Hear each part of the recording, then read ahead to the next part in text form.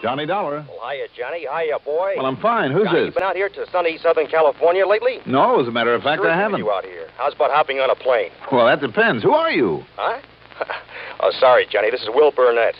Trinity Mutual Insurance. Right. And the reason we need you is a couple of fish. Couple of what? 2 mammals. Look, Willie, I haven't the least idea what you're talking about. I'm beginning to wonder if you have. Sure I have. Petey and Sue. Dolphins. What happened? They are what? Dolphins? That's right. Now, don't tell me you've insured the lives of 2 dolphins. An important client wants it. I think we ought to, but the whole fishy deal needs looking into. You know what I think? What, Johnny? I think you're nuts. Dolphins. But as long as you're willing to pay the freight. Okay, I'll see you sometime tomorrow.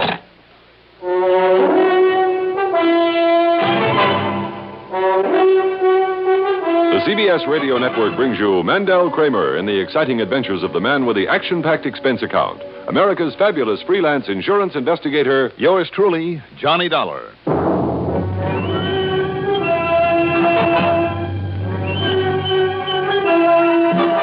Expense account submitted by Special Investigator Johnny Dollar to Trinity Mutual Insurance Company, Los Angeles office. Following is an account of expenses incurred during my investigation of the Vociferous Dolphin matter. Expense account item 1. At the crack of dawn the next morning, $224.43. That's for a wire to Willie Burnett, a taxi to Bradley Field, and a jet going west. Then at L.A. International, while I was picking up my luggage... Yo, Johnny, right over here. Oh, hi, Willie. Oh, pardon me, please. Excuse me, ma'am. Glad to see Hi, you, boy. Willie. Glad you can make it so fast. Oh? Here, got a rental car all gassed up and ready for you. You can stuff that stuff in the back. All right, good enough. There we are. Huh? Well, now what? I got a client waiting for me in the office, so I can't go along with you the way I planned. Go along to where? Shelter Point, just this side of San Diego. Oh? Now, here's a map all worked out for you.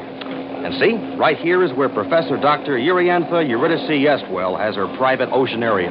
Professor who? Estwell. No, those first names again. Couldn't say them again if I tried. I'll bet not. She's an eccentric, nonconformist. Call her an oddball if you like. Mm-hmm. But she once held down chairs of zoology and ichthyology at 2 important colleges. And like I said, she's an important client of ours. Zoology. Uh-huh. And her own private oceanarium. You were serious about wanting to insure the lives of a couple of dolphins. Well, why not? I mean, if they can do what she thinks they can. Which is what? Uncurl that lip, Johnny. This is based on scientific knowledge. But it's the wildest, the most... Well, get yourself on down there and see for yourself. I think I'd better.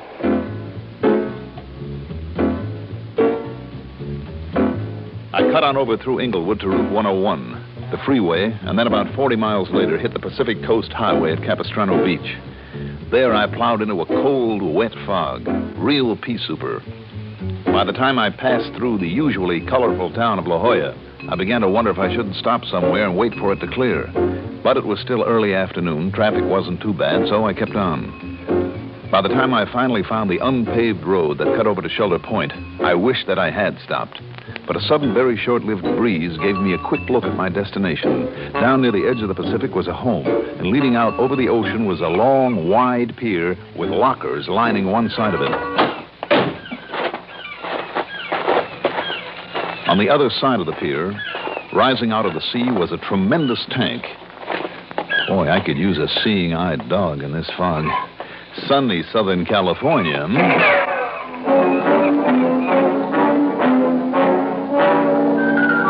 Somebody down there in the pier must have caught a glimpse of me. A very good glimpse of me. That last shot was too close for comfort. But the fog, now a solid wall again, was to my advantage. Moving without a sound, I felt my way onto the pier, and by pressing close to the lockers, I showed no silhouette. Finally, I saw the hazy outline of the marksman who was not looking my way. I waited. After what seemed like an hour of hardly daring to breathe, I jumped. All right, let me have it. Let me have that gun. Come on. Well, who are you? What are you doing out here? Wait a minute. You always shoot at people? Now, I asked you a question, mister. Who are you and what are you doing out here? As a matter of fact, I had come here to see a Professor Estwell. What about? My name is Johnny Dollar. What? Johnny Dollar? That's right. Oh, Johnny, I'm so glad to see you. Well, cheers. Now, look. I'm Penelope Wyman. Penelope, well, let's call you Penny, hmm? Well, I like that better, You mind telling me why you were pulling off those shots at me? At you? Oh, but I wasn't. It must have been a ricochet. Oh, sure. Oh, really, Johnny? I was aiming at those sharks. You see them? Around the big tank where Aunt Yuri keeps her 2 dolphins? Oh, you were, hmm? Honestly. But come on, Johnny. Let's go up to the house where it's warm and we can talk. Because... Well, Johnny... Yeah? Why have you come here? Is it because you're worried about Aunt Yuri, too? Should I be? Yes, Johnny. Yes.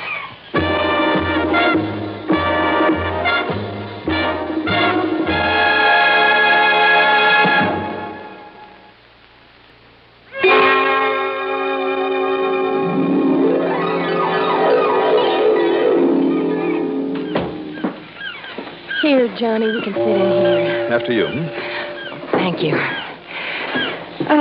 Would you like a drink or something? No, thanks. Now, Penny, tell me, does this worry about your aunt have something to do with your standing down there on the pier with a rifle? Well, no, I told you I'd thought of going swimming. In all this fog? Well, sure, anytime. But when I saw all those sharks nosing around the dolphin tank, well, all right, no, Johnny. I did have the rifle there because of Aunt Yuri. Why? Her experiments with the dolphins. What kind of experiments? Did you ever hear one of them? Well, I've heard the funny little noises they give out. That's about all. Well, most of the sound they make is too high in pitch for the human ear. But scientists believe they communicate the same as we do with a regular language. It seems to me I read something about that recently. Well, Aunt Yuri, with all her money, hopes to prove it. Prove that the dolphins, she calls them her children, that Petey and Sue can actually talk, that their intelligence is almost as high as ours. That's a possibility, I suppose. But is that all that worries you about her? Well, no, Johnny, it's that... Well, I think that somebody's trying to stop her. How? Well, she's old, quite old, and... Well, there have been too many near accidents lately. Like the night one of the planks on the pier gave way. And just think if there'd been sharks around then. And she still insists on doing everything alone out here, in spite of the fact that she could afford all kinds of help. But she does it all alone, except for Carl and me. Who's Carl? Oh, Carl Petermill. He's a... Well, he was my fiancé. Johnny, are you going to stay long? Well, I don't know. Tell me, what does Carl do for your aunt? Oh, he handles the recording equipment for the funny sounds that Petey and Sue make when they talk to her, she calls it. I don't really know how it all works, Johnny, and I don't think she does either, but that's her big project. Well, do you think she's getting anywhere with it? Of course I am, young man. Carl, set those tape recordings over there in the corner. Right, sure, Professor. Who are you? My name is Johnny Dollar. Well, I don't care who you are. What business have you coming in here at... Dollar? From the insurance company? That's right. Good. This is Carl Petermill, my assistant. How are you, Carl? Friend of yours, Penny? Now, Carl. Mr. Dollar, I want some insurance on my children, Petey and Sue. The dolphins, you mean? I said my children. Haven't you showed him, Penelope? Haven't you let him hear them talk? Now, come along, all of you. But first, Penelope, go in and put on a decent dress. Yes, Aunt Yuri. Come along, Mr. Dollar. Yes, ma'am.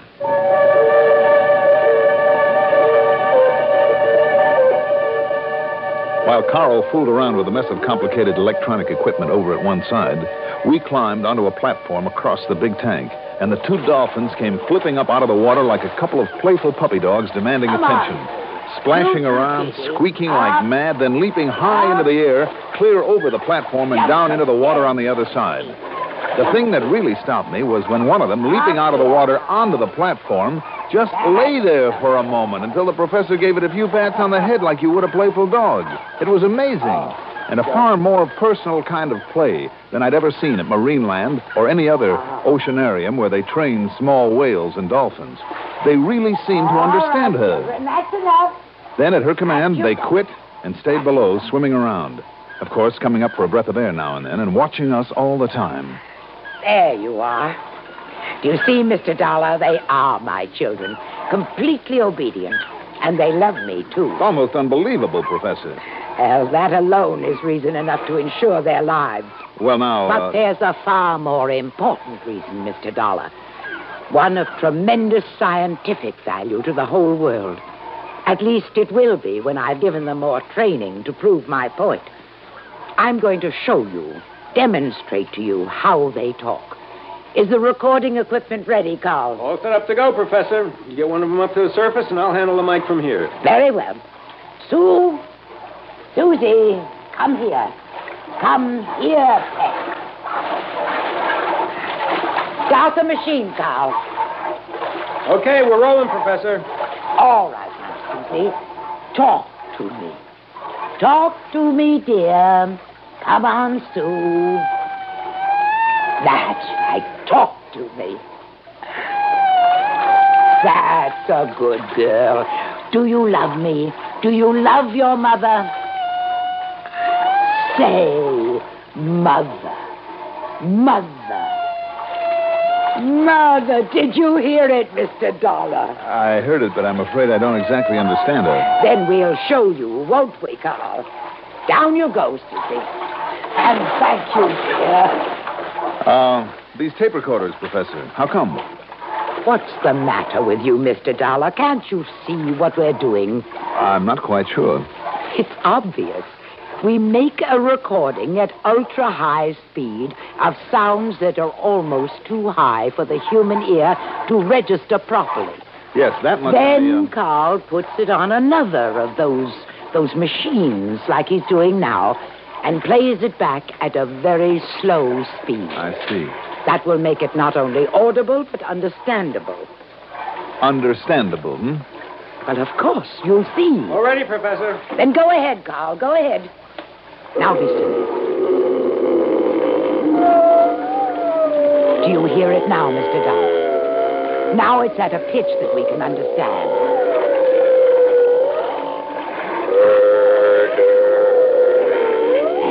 You hear that? She said mother. She did, hmm? Well, yes, of course she did, because I taught her to. Well, didn't you hear it? She said mother. Well, didn't she? Or was it something else, Professor Eswell? What? Something else? Yes. Like maybe... murder.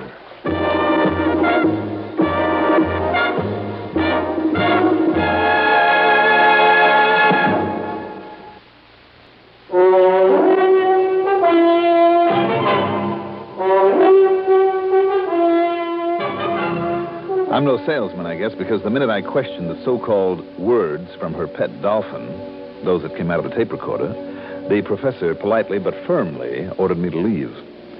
Her timing was just exactly right, for as I drove on past the house... Oh, Johnny! Johnny! Hi, Penny. Hi. Are you going back to L.A.? Well, maybe into San Diego. You like a ride? Oh, no, thanks, but, well, I'm driving in, too, for some shopping. You know, I was thinking that I might hang my hat at the El Cortez tonight. Oh? Well, that'll be, right close to where I'll be. Well, if you're shopping late, Penny, you'll have to have dinner somewhere. Oh, I was hoping you'd say that, Johnny. It's a date. Good, I'll be waiting. Just holler when you're ready.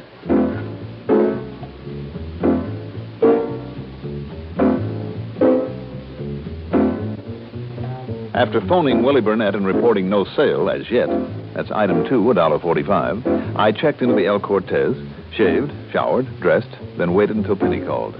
Then, a night on the town with that beautiful girl.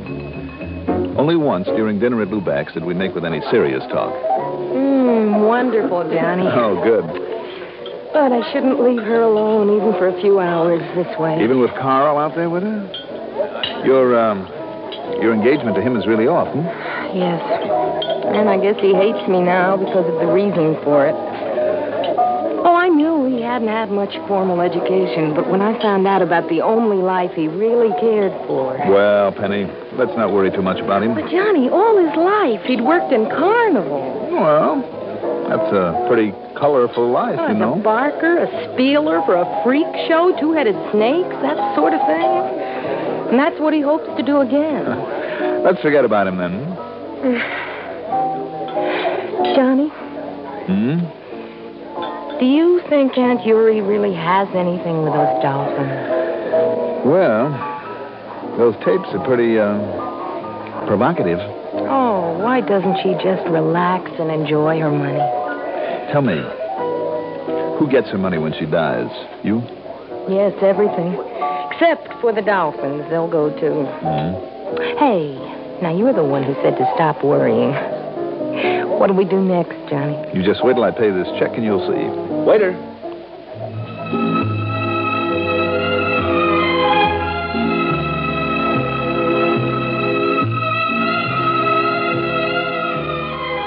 We did the nightclub route, all stops. It was one of the greatest evenings I ever had. Penny, not only clever, beautiful, charming, witty, but...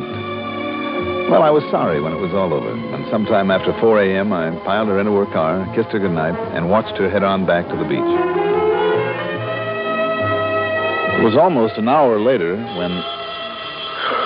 Oh, Johnny Dollar. Oh, wait a minute. Hold everything.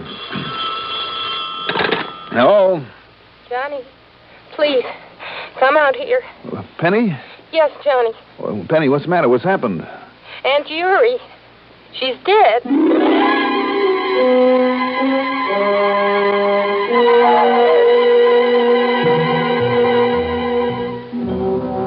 Penny was waiting for me at the turnoff from the highway.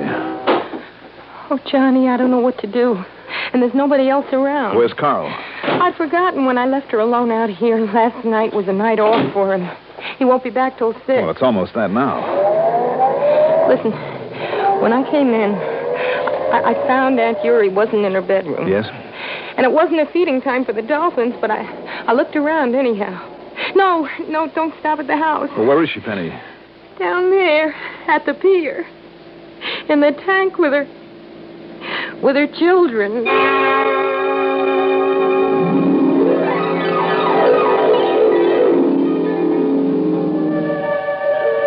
Her body was floating there, and the dolphins, her children, were beside her, protecting her.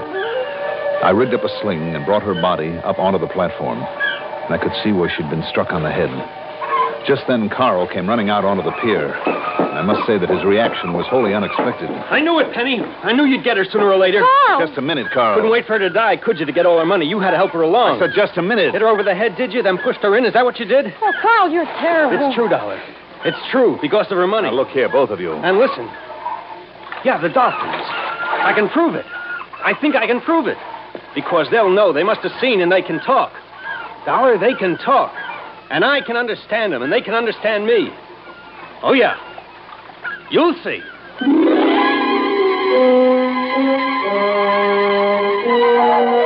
He rigged up the microphone again.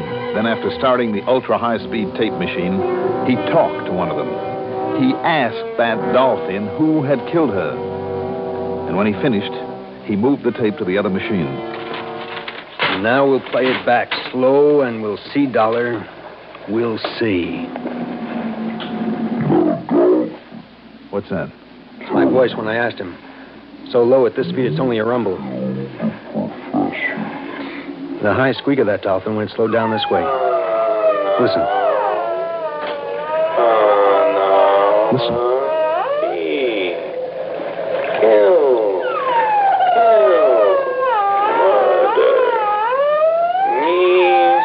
I told you.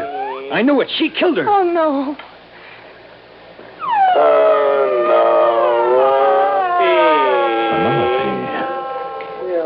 All right, turn it off. Carl, drive into La Jolla. Get the police. You bet I will.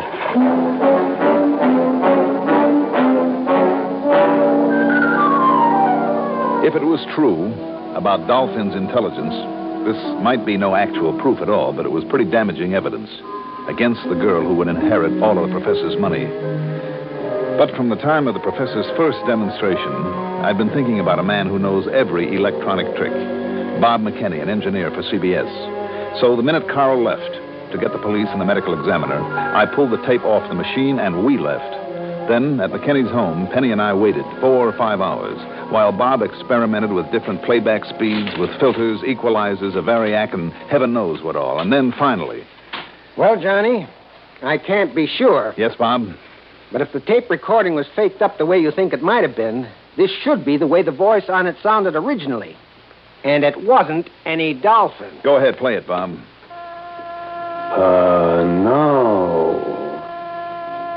Penelope.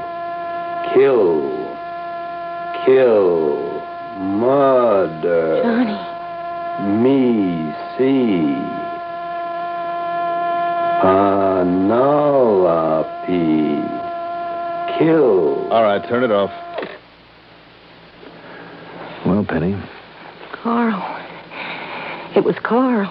Yes. Yes, Carl faked that, like he faked all the other Dolphin voices. But what? Why kill her? Weren't the Dolphins and the aquarium to go to Carl? Oh, yes. Yes, they were. Well, apparently he was afraid that your aunt would find out about his electronic tricks. This way, he'd have his sideshow, the life that he wanted. But instead, he's booked himself a one-night stand. And its blackout is permanent.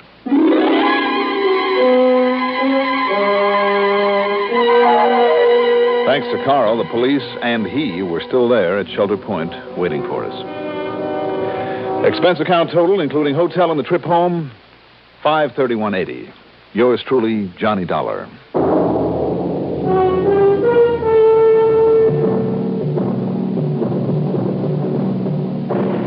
Now, here is our star to tell you about next week's story. Next week, the calm, blue, beautiful waters of the Pacific almost hide the work of a clever team of killers. Join us, won't you? Yours truly, Johnny Dollar.